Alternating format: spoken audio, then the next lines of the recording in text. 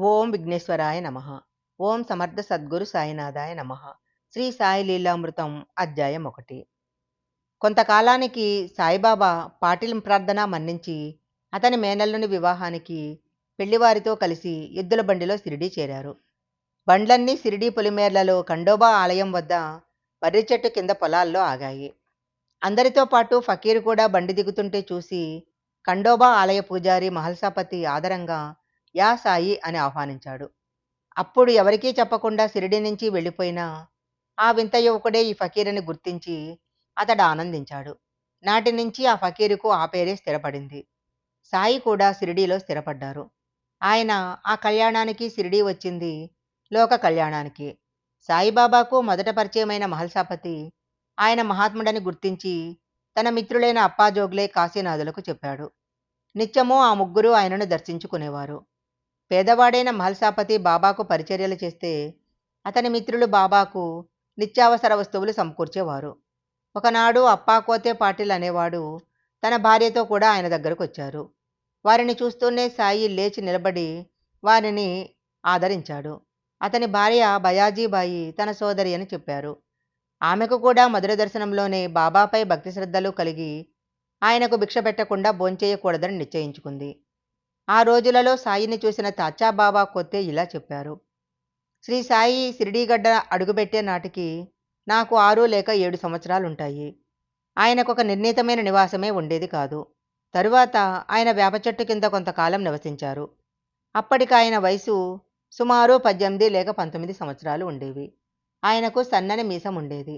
ఆయన మొదట షిరిడీ వచ్చినప్పుడు ఆకుపచ్చటి కఫ్ని, ఆకుపచ్చ తలకట్టు ధరించేవారు.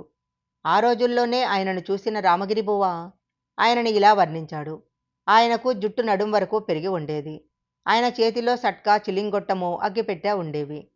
నిత్యము గ్రామంలో భిక్ష చేసేవారు. ఆ రోజులలో ఆయన రోగులకు ఉచితంగా వైద్యము, అవసరమైతే స్వయంగా రోగికి పరిచర్యలు కూడా చేసేవారు. ఉదాహరణకు ఒక రోగికి సాయి మందిచ్చి అతని కణతల మీద, వీపు మీద సూదులతో కాల్చారు. అంతటితో అతని వ్యాధి తగ్గిపోయింది. అలానే గణపత్ హరికనాడీకు కుష్టు, జ్వరము వచ్చాయి. అతని చికిత్సకని బాబాను వారింటికి తీసుకొచ్చాడు అమీన్బాయి. బాబా అతనిని పరిశీలించి అతనితో ఒక పామును పట్టుకోమని, కుష్ఠరోగి పాము కరవదని చెప్పి అతడు పట్టుకున్న పాము విషంతో మందు చేసి అతనికిచ్చారు. అతనికి దాంపత్యం నిషేధించారు. అతనికి వ్యాధి దగ్గర ఆరంభించేసరికి అతడు ఆ నియమం ఉల్లంఘించటంతో రోగం తిరగబెట్టింది. బాబా అతనికింక మందివ్వలేదు. కొద్ది రోజులలోనే అతడు మరణించాడు. అప్పట్నుంచి ఆయన రోగులకు మందివ్వటం మానేసి ఊదీ మాత్రమే ఇవ్వసాగారు. సాయి చరిత్రలోని ఈ మొదటి దశ గురించి ఆయనతో ఎంతో సన్నిహితంగా ఉండే తాచాకోతే పాటిల్ ఇంకా ఇలా చెప్పారు: శ్రీ సాయి షిరిడీ గడ్డ మీద అడుగుపెట్టేసరికి ఆయనకొక నిర్ణీతమైన నివాస స్థలమే ఉండేది కాదు. కొద్ది నెలల తర్వాత ఆయన మసీదులో సుమారు 10 మాసాలు ఉన్నారు.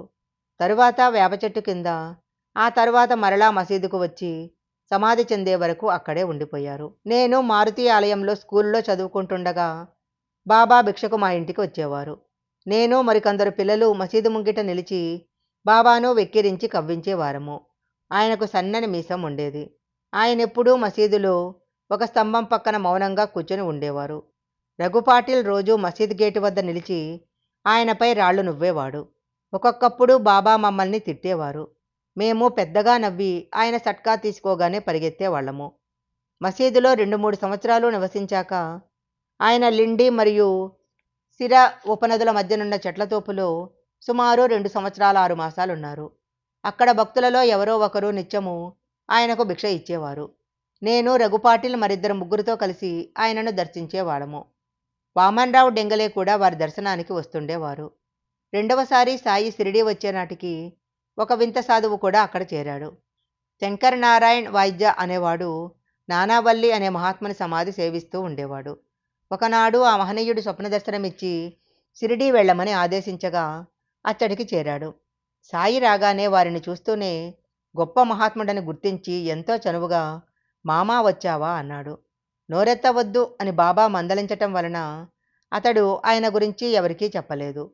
సాయి తరచుగా రాత్రి సమయంలో ఫకీర్ల చావడికి వెళ్ళి మధురంగా పాడుతూ కాళ్లకు గజ్జెలు కట్టుకొని తన్మయత్వంతో నాట్యం చేసేవారు. ఆయన ఒకప్పుడు అరబ్బీ, పార్సీ భాషలలో పాటలు పాడుతూ మరొకప్పుడు కబీర్ తుకారాం రాసిన పాటలు పాడేవారు. ఈ విషయాన్ని తాచా పాటిల్ ఇలా చెప్పాడు: ఒక్కొక్కప్పుడు బాబా పారవశ్యంతో ఉండేవారు. అప్పుడు చేతిలో తుంబర ధరించి ఒళ్ళు మరిచి నాట్యం చేసేవారు. ఎంతో క్రమబద్ధమైన కదలికలు, కరనేత్ర హస్తముల భంగిమలు ప్రేక్షకులను మంత్రముగ్ధులను చేసేవి. పిల్లను గ్రోవి వాయిస్తున్న భంగిమలో నిలిచినప్పుడు సాక్షాత్తు బృందావన కృష్ణుని చూస్తున్నట్లే ఉండేది. ప్రేక్షకులకు కూడా పారవశ్యం కలిగి ఏదో అలౌకికమైన దృశ్యం చూస్తున్నట్లు అనిపించేది. ఇలా 1890 వరకు చేశారు. తరువాత కూడా ఆయనకు ఈ కళల పట్ల ఆసక్తి ఉండేది. కానీ వాటిని భక్తి ప్రవృత్తుల కోసం మాత్రమే వినియోగించుకుంటే మనిషికి అధోగతి తప్పదనేవాడు.